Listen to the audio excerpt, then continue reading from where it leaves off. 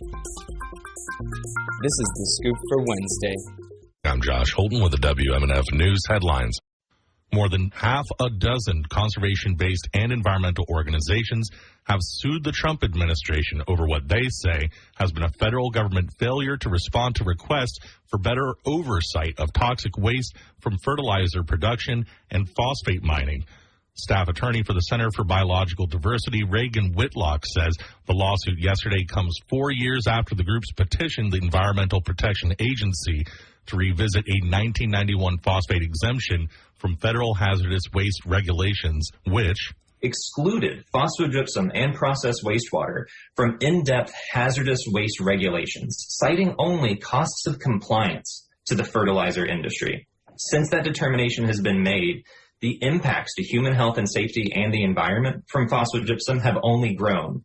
Whitlock said multi-billion-dollar companies like Mosaic could stand to take a financial haircut to be better stewards of the environment. But it takes the EPA and it takes the Florida Department of Environmental Protection to actually act as regulators and not business partners with these Fortune 500 giants. In the past, the EPA has found that phosphogypsum byproducts contain arsenic, cadmium, and other heavy metals and radioactive chemicals known to cause cancer in humans.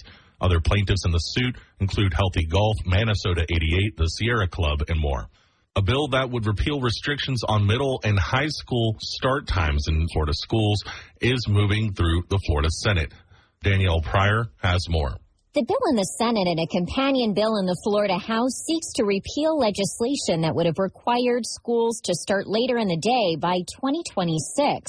The bill was overwhelmingly approved in its second committee, leaving it one step closer to a full vote by the Florida Senate.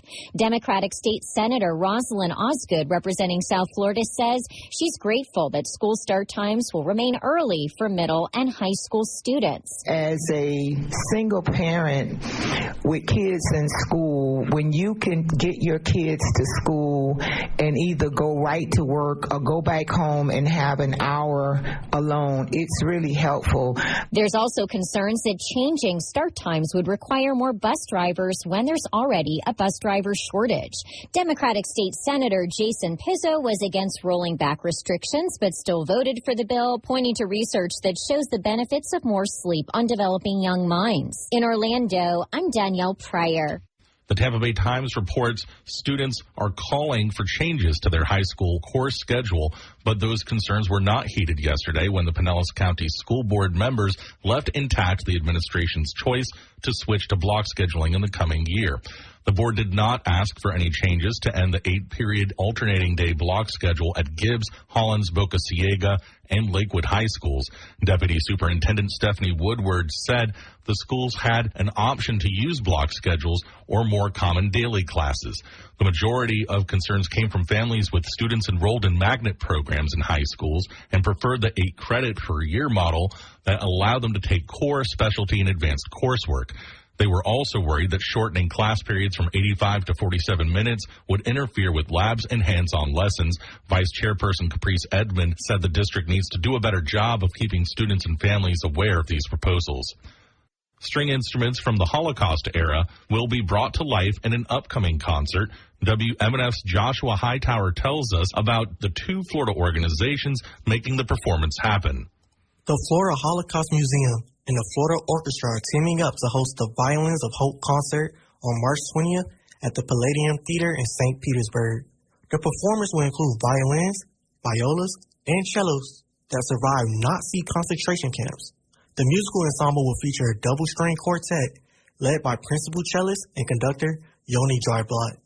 The Israeli musician has performed on some of the world's biggest stages, including Carnegie Hall.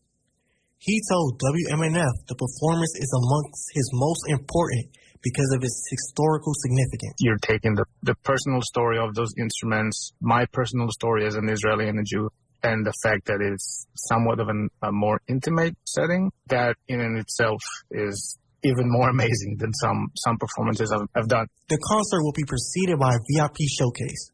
Attendees will be able to learn more about the history of the instruments in the concert and speak to a violin maker. Joshua Hightower, WMNF News. Sunny skies today with highs in the upper 70s. Clear skies tonight with overnight lows in the lower 50s. Partly cloudy skies tomorrow with highs in the upper 70s. I'm Josh Holton with the WMNF News headlines. This is The Scoop, recorded at WMNF Tampa.